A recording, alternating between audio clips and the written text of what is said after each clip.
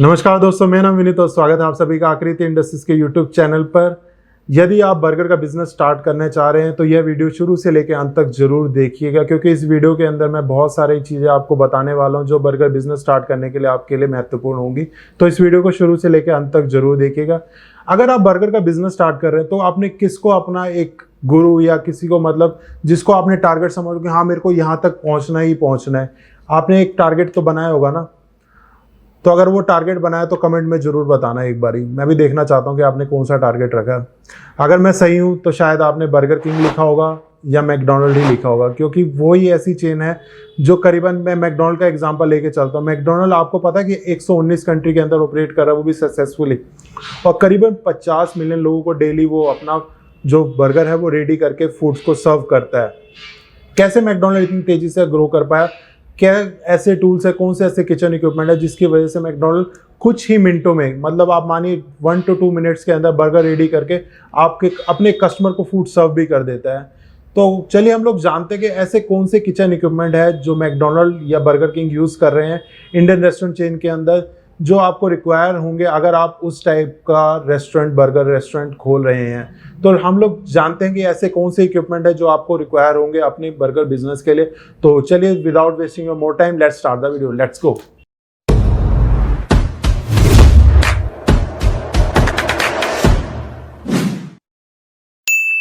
तो चलिए हम लोग जानते हैं कि कौन से मैकडोनल्ड ऐसे किचन इक्विपमेंट यूज़ कर रहा है जिसकी वजह से वो आपको फास्टली फूड सर्व करता है। तो स्टार्ट करते हैं हम लोग। पहले नंबर पे आता है फ्रेंच फ्राइज़ के लिए फ्रेंच फ्रायर मशीन यूज़ करते हैं। सेकंड नंबर पे आएगा फ्रेंच फ्रायर के लिए फ्रीज़र, वो लोग यूज़ करते हैं स्टैंडिंग के अंदर। उसके बाद आपका आता है थर्ड नंबर पे फ्रेंच फ्राइज़ के लिए वो वार्मर यूज़ करते हैं। उसके अंदर आप देखेंगे अंडर डिस्पोजेबल स्टोरेज एरिया होता है, विथ फ्राइज डिस्पोजेबल पिकअप भी होती है उसके अंदर, वीडियो के अंदर आप साइड में देख रहे होंगे। उसके बाद आप देखेंगे वेज पैटी फ्रायर वो लोग यूज़ करते हैं फोर्थ नंबर पे। फिफ्थ नंबर आता है अपना veg patty fryer freezer wall hang. Freezer जो है वो वॉल हैंग वाला लेते हैं पैटी के लिए, वेज पैटी के लिए। फिर वेज पैटी का आप देखेंगे जब वो वेज पैटी फ्राई करते हैं तो उसके बाद वो उसकी जो काफ़ी देर वो रह सके, मतलब बेसिकली क्या होता है वो फ्राई करके ताकि कस्टमर को जल्दी रेडी करके देना है उन्होंने, तो उसके बाद क्या कहते हैं वो यूनिवर्सल हॉट पैटी कैबिनेट के अंदर डाल देते हैं। उसके अंदर आप देखेंगे, कभी आपने साइड में देखो तो टाइमर ब्लिंक कर रहा होता है। उसमें क्या होता है उसकी शेल्फ लाइफ जो होती है वो 20 मिनट की ही होती है खाली, तो वो उसके बाद यूज़ होता है। उसके बाद हम बात करते हैं 7 veg grilled patty hot plate cooking range. Hot plate use होती है वेज पैटी को ग्रिल्ड करने के लिए। 8 नंबर पे आता है बन टोस्टर, बन को टोस्ट करने के लिए। जितने भी आपने देखा होगा जो इनके बर्गर होते हैं वो टोस्ट किए होते हैं, तो उसके लिए बन टोस्टर मशीन लगती है। उसके बाद करते हैं हम 9th नंबर आता है बन क्रेट्स रैक।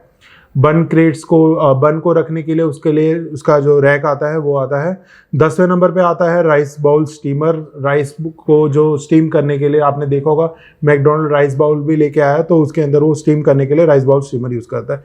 11वें नंबर पे आता है मैकपफ के लिए, मैकपफ के जो मशीन है फ्राई के लिए वो आती है। और उसके बाद 12th नंबर आता है आपका पिज़्ज़ा मैकपफ वार्मर। पिज़्ज़ा को मैकपफ को वार्म रखने के लिए उसका वार्मर आता है। उसके बाद आपका 13वां नंबर आता है बन ट्रे स्लाइडर विद वार्मर। जब बर्गर रेडी हो जाता है तो उसके बाद वो आपने देखा होगा बर्गर को डाल देते हैं, वो स्लाइड होके अपना जहाँ पे सर्व करना होता है वहाँ पे आ जाता है।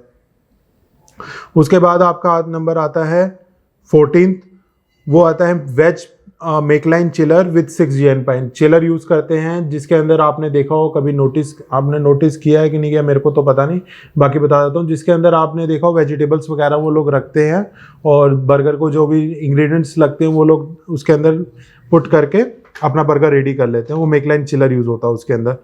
उसके बाद 15 नंबर आता है नॉनवेज का, फिर पैटी फ्रायर यूज़ होता है। फिर 16 नंबर पर वही सेम नॉनवेज के लिए पैटी के फ्रीज़र वॉल हैंग वाला ही आता है फ्रीज़र। इनका फ्रीज़र होता है -20 डिग्री और चिलर होता है जो 0 to 10 डिग्री तक होता है, उसको चिलर कहते हैं। और जो फ्रीज़र होता है वो माइनस के अंदर होता है, ये हमेशा ध्यान रखिएगा। उसके बाद आपका यूज़ होता है नॉनवेज का, फिर वही फोल्डिंग कैबिनेट यूज़ होगा जो हॉट मतलब पैटी को बना के रेडी करके उसके बाद यूनिवर्सल कैबिनेट के अंदर डाल दिए ताकि वो 20 मिनट तक वो मतलब सही रहता है टेम्परेचर। क्या होता है कि मैकडोनल्ड को फास्टली फूड सर्व करना होता है तो वो पैटी फ्राई करके पहले ही उसके अंदर हॉट कैबिनेट के अंदर डाल के रख देता है। उसके बाद आपके आती है हॉट प्लेट कुकिंग रेंज, वही जो ग्रिल करना होता है पैटी को, उसके लिए वो यूज़ करते हैं। और एक मैक का, जो मैक आपने देखो मैक का आता है, तो उसमें भी वो हॉट प्लेट यूज़ होती है। उसके बाद फिर नॉनवेज की मेक लाइन भी आती है, वही सेम प्रोसीजर जैसे वो मैकनेल वेज के अंदर यूज़ होती है वैसे ही नॉन वेज के अंदर यूज़ होती है। उसके बाद सॉफ्ट ड्रिंक के लिए टेबल टॉप सॉफ्ट ड्रिंक के लिए मशीन यूज़ होती है 6 फ्लेवर्स वाली, जैसे कि वो लोग कोक यूज़ करते हैं, थम्स अप देते हैं आपको, और स्प्राइट वगैरह सारे फ्लेवर्स जो होते हैं उनके उसकी सॉफ्ट ड्रिंक मशीन में यूज़ करते हैं। उसका 21वां नंबर आता है आपका soft drink counter with glass holder and bottom glass storage. तो उसके अंदर क्या होता है, आपने देखा हो कभी नोटिस करा हो, ग्लास वगैरह हंग किए होते हैं, नीचे से वो लोग निकाला और उसके बाद अपना ग्लास को लगाया कोल्ड ड्रिंक के ऊपर और कोल्ड ड्रिंक निकाल दी। उसके बाद आपकी आती है ice cube machine. Ice cube flakes वाली यूज़ करते हैं बेसिकली, वो क्यूब वाली यूज़ नहीं करते, फ्लेक्स होते हैं उसके अंदर आइस क्यूब के। उसके बाद 23वां नंबर आता है आपका chocolate melter table top chocolate melter use करते हैं चॉकलेट को मेल्ट करने के लिए। जो इनकी मैक कौन सी आती है, मैक स्वेल आती है, तो उसके ऊपर मेल्ट स्वेल को बनाने के लिए। उसके बाद फिर आती है आपकी मैक फ्लरी के लिए मशीन आती है, वही टेबल टॉप आती है 24वें नंबर पे। 25वां नंबर आता है आइस क्यूब मशीन, वो लोग टेलर की यूज़ करते हैं टेबल टॉप के अंदर। और उसके बाद आता है 26वां नंबर कोन होल्डर काउंटर, जिसके अंदर कोन वगैरह रखे जाते हैं, उसके लिए वो कोन होल्डर काउंटर आता है। 28वां नंबर आता है hot coffee machine, hot coffee बनाने के लिए मशीन आती है टेबल टॉप, वो यूज़ करते हैं। 29वां नंबर आता है मिल्क शेक वगैरह जो बनाने के लिए मशीन यूज़ होती है। मिल्क को बेसिकली एयरिंग देनी होती है, तो उसके लिए एक मिल्क शेक मशीन आती है जिसके अंदर वो एयर पफ हो जाती है। उसका 30वां नंबर आता है single sink hand wash sink unit. तो जो भी अपने लोग मतलब जो मैकडॉनल्ड के अंदर काम करते हैं, वो जब स्टार्टिंग में आते हैं तो हैंड वॉश उनको करना कंपलसरी होता है, या कहीं बाहर बाहर जा रहे हैं उसके बाद जब किचन में ऑपरेट कर रहे हैं तो हैंड वॉश यूज़ करने के लिए single sink hand wash sink unit भी लगता है। फिर उसके बाद जो मैकडॉनल्ड के जैसे जीएन पैन साफ़ करने हो गए, कंटेनर्स मेक लाइन के अंदर हो गए, या बर्तन वगैरह जो भी उनके थोड़े बहुत होते हैं, तो उसके लिए 3 सिंक डिश वॉशिंग यूनिट वो लोग यूज़ करते हैं। क्योंकि अगर आप रेस्टोरेंट का एक लाइसेंस लेने जा रहे हैं तो उसमें अंदर वैसे भी 3 सिंक ही आपको लेना जरूरी होता है, वो कंपलसरी आइटम है। उसके बाद फिर प्री राइज यूनिट होता है, जिससे हाई प्रेशर आपका वाटर निकलता है, तो वो लोग प्री राइज यूनिट यूज़ करते हैं 32वां नंबर। 33 नंबर आता है आपका ग्रीस ट्रैप यूज़ करते हैं, जिसमें आपका क्या होता है, जब आपका वाटर जो है 3 सिंक के नीचे से फ्लो ऑफ होता है तो वो ग्रीस ट्रैप के अंदर निकलता है। ग्रीस ट्रैप से आपका पानी क्लीन होके ड्रेन आउट होता है, बाहर जाता है, बाहर मतलब नाली के अंदर छोड़ा जाता है, या जो भी मतलब गटर वगैरह या जहाँ पे भी सीवरेज है वहाँ पे उसको छोड़ा जाता है। तो पानी क्या होता है उसके अंदर क्लीन होके जाता है, ताकि वो जो उसके अंदर ऑयल पोर्शन है या कुछ भी है गंदी चीज़ है वो मतलब ब्लॉकेज ना करे नाली को, इस वजह से वो लोग ग्रीस ट्रैप यूज़ करते हैं। उसके बाद हम बात करते हैं 34 नंबर की। 34 नंबर पे आता है ऑफलोडिंग टेबल, जिसके अंदर अपने बर्तन जब धोने के बाद साइड में रखे जाते हैं, उसको ऑफलोडिंग कहते हैं। उसके बाद आपका आता है क्लीन डिश रैक, तो वो लोग क्लीन डिश रैक यूज़ करते हैं, जब आपके बर्तन साफ हो गए तो उसके बाद उसको क्लीन डिश रैक पे रख दिया। उसके बाद वो लोग यूज़ करते हैं वॉल कैबिनेट रैक भी यूज़ करते हैं, वॉल पे वो हंग हो जाता है, वॉल पे लग जाता है, जिसके ऊपर भी वो बर्तन रख देते हैं। उसका 37 नंबर आता है वॉल सोप कैबिनेट। सोप के लिए वो लोग कैबिनेट वॉल पे ही लगाते हैं, जिसके अंदर अपने सॉप्स वगैरह या जो भी अपने जो साफ़ करने के इक्विपमेंट्स होते हैं वो उसके अंदर रखते हैं। उसके बाद वो लोग गीज़र भी यूज़ करते हैं, ताकि जो एम्प्लॉय जो साफ़ कर रहा है बर्तन वगैरह उसको पानी चिल्ड ना लगे, गर्म ठंडा ना लगे, इस वजह से वो गीज़र भी यूज़ करते हैं। और वैसे भी बर्तन साफ़ करने के लिए गर्म पानी ज़्यादा प्रेफरेंस होती है, ताकि वो सही ढंग से उसको सैनिटाइज मतलब साफ़ कर दे। उसके बाद 39 नंबर ये आता है MS स्टोरेज रैक यूज़ करते हैं डिस्पोजल वगैरह कटलरी वगैरह रखने के लिए, तो उसमें यूज़ होता है, जैसे कि वो लोग अपना प्रमोशनल के लिए बच्चों के लिए अपना वो जो मील लेके आता है जिसमें वो बच्चों को गिफ्ट्स वगैरह देते हैं, तो वो रैक्स वगैरह यूज़ होते हैं वहाँ पे। और डिस्पोजल वगैरह जो होती है मैकडॉनल्ड की वो MS स्टोरेज रैक होता है, लगभग 6 MS स्टोरेज रैक है वो जो यूज़ करते हैं।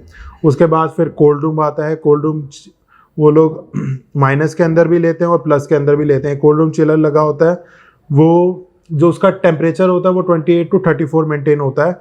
बेसिकली वो जो है वो राइस बाउल और अपना सॉसेस वगैरह जो उनकी केचप्स वगैरह होते हैं उसके लिए यूज़ होता है वो वाला चिलर। और उसके बाद आपका आता है कोल्ड रूम, जो माइनस के अंदर होता है, -20 डिग्री के अंदर होता है, जिसके अंदर वो लोग अपनी पैटी वगैरह जो होती है, वेज पैटी होगी, नॉन वेज पैटी होगी, वहाँ पे जो मतलब बल्क में सारा जो जितना भी सामान आता है वहाँ पे यूज़ करते हैं। तो ये 42 नंबर है। और उसके बाद फिर उनके रैक्स आते हैं जहाँ पे वो रैक्स के अंदर अपने सारे जो क्या कहते हैं अपने पैटी वगैरह रखते हैं, या राइस बाउल के लिए, वेज चिलर के लिए, राइस बाउल के लिए वहाँ पे रखते हैं, और सॉसेस के लिए रैक लगते हैं, तो वो उसमें यूज़ होते हैं रैक्स वगैरह, वो एसएस के यूज़ होते हैं स्टेनलेस स्टील के अंदर। तो ये बेसिक जो इक्विपमेंट्स हैं जो मैकडोनल्ड यूज़ कर रहा है अपनी रेस्टोरेंट, इंडियन रेस्टोरेंट चेन के अंदर। तो अगर आप इस टाइप का रेस्टोरेंट स्टार्ट करना चाहते हैं मैकडोनल्ड की तरह, तो ये इक्विपमेंट्स आपको चाहिए होंगे। और अगर आप बेसिक स्टार्ट करना चाहते हैं, मतलब इतनी स्टार्टिंग में इन्वेस्टमेंट नहीं करना चाहते, तो आप बेसिक स्टार्टिंग इक्विपमेंट्स भी ले सकते हैं जो आपको स्टार्टिंग स्टेज में चाहिए होंगे। तो नीचे नंबर दिया हुआ है, वहाँ पे आप कॉल कीजिए और जो भी आपकी क्वेरी आप पूछिए हमारे कॉल एग्जीक्यूटिव से। और मॉर्निंग में हम लोग 11 बजे से शाम को 6 बजे तक अवेलेबल रहते हैं, तो कोशिश करिएगा उसी टाइम पे कॉल कीजिएगा। और संडे को ऑफ होता है तो कोशिश करिए संडे को ना कॉल कर सकें तो ज़्यादा बेटर होगा। नहीं तो मंडे टू सैटरडे तो हम लोग होते ही हैं आपकी कॉल पिक करने के लिए। तो आप मंडे टू सैटरडे जब भी आप कॉल करना चाहें 11 से 6 बजे के बीच में आप कॉल कर सकते हैं। और अगर वीडियो थोड़ी नॉलेजेबल लगी हो तो आप लाइक ज़रूर कीजिएगा, और अभी तक सब्सक्राइब नहीं कीजिए तो सब्सक्राइब कर लीजिए। और लिस्ट वैसे डिस्क्रिप्शन के अंदर भी लिखी हुई है। और अगर आपको इसकी कोटेशन चाहिए तो आप कोटेशन के लिए हमारे नंबर पे कॉल कर सकते हैं। तो वीडियो अच्छी लगी तो लाइक कीजिए, नहीं अच्छी लगी तो डिसलाइक कीजिए, और यहाँ तक आए हो तो सब्सक्राइब तो कर लेना। Thanks for watching Akriti industries. Good bye.